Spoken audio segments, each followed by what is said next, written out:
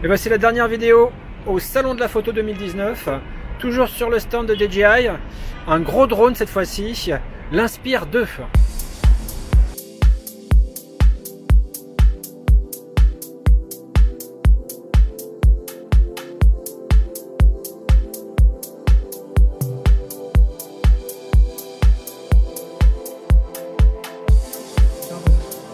C'est pour la raison pour laquelle DJI a construit des drones, a fabriqué des drones où on est en double.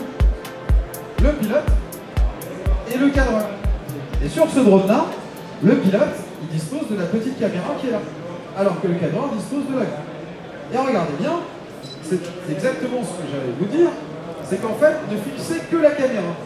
Ne regardez que la caméra, ne me regardez pas. Ce drone peut évoluer jusqu'à des vitesses qui ont été faites par certains pilotes à 85 km/h devant. Vous disposez de la meilleure technologie qui existe en stabilisation d'image.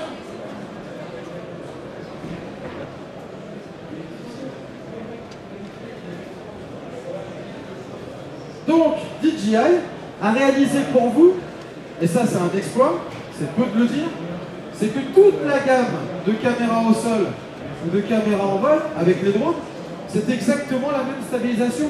Ça veut dire qu'on touche tous les clients possibles. C'est-à-dire du loisir qui débute ou qui veut juste se contenter de faire des petites vidéos pour lui. Du confirmé, imaginez-vous, même ça peut être un professionnel aussi, un youtubeur. Quelqu'un qui fait des ventes, même qui ne bouge pas, mais la stabilisation est là. Vous pouvez même avec les caméras, comme vous avez pu le voir, faire du tracking de visage par exemple, et puis jusqu'au professionnel. Ça veut dire que le loisir, quand il va parler avec le professionnel, il va dire « Ah bah oui, moi j'ai le Sound Pocket et j'ai la même chose ». Et il a raison, il a complètement raison. Sauf que là, c'est taré pour supporter des poids énormes. Par exemple, ce drone pèse 4 kg. Pour la réglementation inférieure à 4 kg, bon, on va dire 4 kg.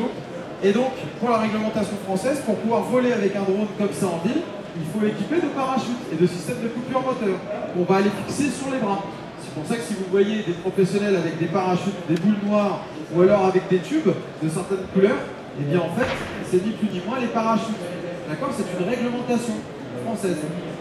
Ok? Bien, alors là, on fait toujours une vérification des hélices.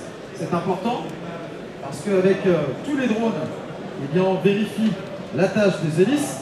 Ce drone est équipé de 3 fois moins de radar que le petit Mavic que vous avez eu. Radar sur le dessus, radar sur l'avant et radar sur le dessous. Voilà. Il n'y a pas de radar sur les côtés, il n'y a pas de radar à l'arrière. La différence, c'est qu'il est équipé de 2 batteries qui vont lui permettre d'avoir 25 minutes d'autonomie. Et si une batterie tombe en panne, l'autre batterie suffit pour ramener le drone au sol et d'éviter de cracher 20 000 €. Pas mal, de surcroît. D'accord? Ça peut monter à ce tarif-là. Ok? La caméra, c'est ni plus ni moins la XO7. C'est ce qui se fait de mieux à l'heure actuelle au niveau de l'imagerie aérienne embarquée de cette taille-là. C'est-à-dire qu'en fait, vous avez un capteur qui est fourni avec une série d'objectifs interchangeables. Et cette caméra-là, elle est devenue très rapidement, voire pratiquement instantanément, une nouvelle référence attendue par tous les cinéastes professionnels. D'accord? C'est ni plus ni moins la configuration la plus vendue au monde au niveau de l'audiovisuel, avec le Mavic 2 Pro. C'est pour vous dire. Donc là, vous allez avoir le plaisir pour 2 petites minutes, parce que je vous rappelle que la cage n'est pas faite pour ça. Vous allez voir, ça va souffler, surtout pour ceux qui sont là. Ça souffle très fort. C'est des grosses hélices. Le télépilote, donc c'est mon collègue là, parce qu'on préfère ne pas parler et piloter en même temps. Donc moi, c'est moi qui vais parler, c'est mon collègue qui va piloter. Il va tourner le drone de telle façon à avoir l'avant-l'arrière. Et ensuite, il va remonter les trains. Comme vous allez voir, on libère le 360 degrés pour la caméra. Par contre, en revanche, c'est vrai que la caméra, elle est même en mode follow là. Ah, c'est parce qu'on n'a pas la radiocommande allumée. Attends, ouais. Attends, bouge pas. Non, c'est moi.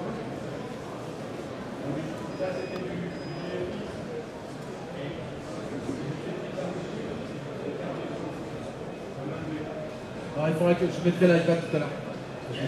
Alors, vous allez voir, Ça fait un peu de bruit, parce que, attends, on laisse au sol, on va faire ce petit test.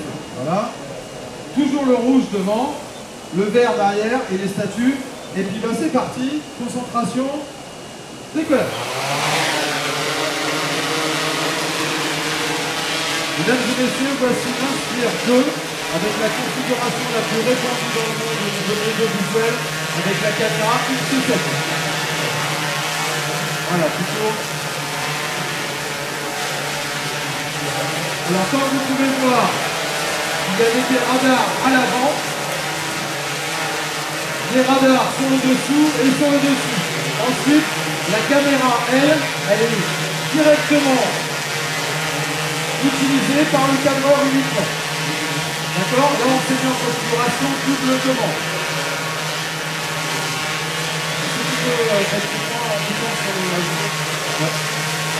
Voilà, le but c'était pas de l'usage de un tout petit vidéo pour avoir voilà.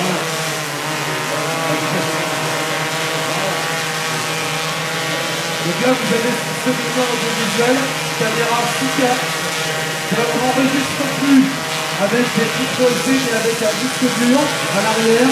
Et le disque dur le plus gros c'est 900 Go, 40 minutes de vidéo.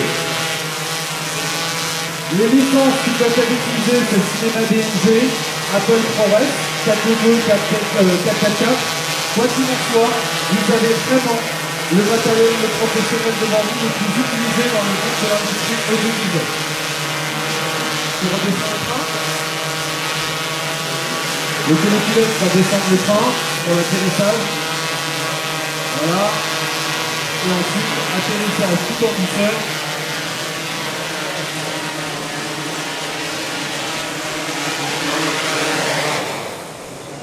Est-ce que vous avez des questions après toute la démonstration que vous avez eue entre Mavic Mini, Mavic 2 Pro et l'Inspire? Vous n'avez plus aucune question? Alors je vous invite à aller voir tous mes collègues qui vont vous renseigner. Vous allez pouvoir juste manipuler tous les produits. Je vous remercie pour votre attention et je vous souhaite un très bon salon. Et bon appétit aussi.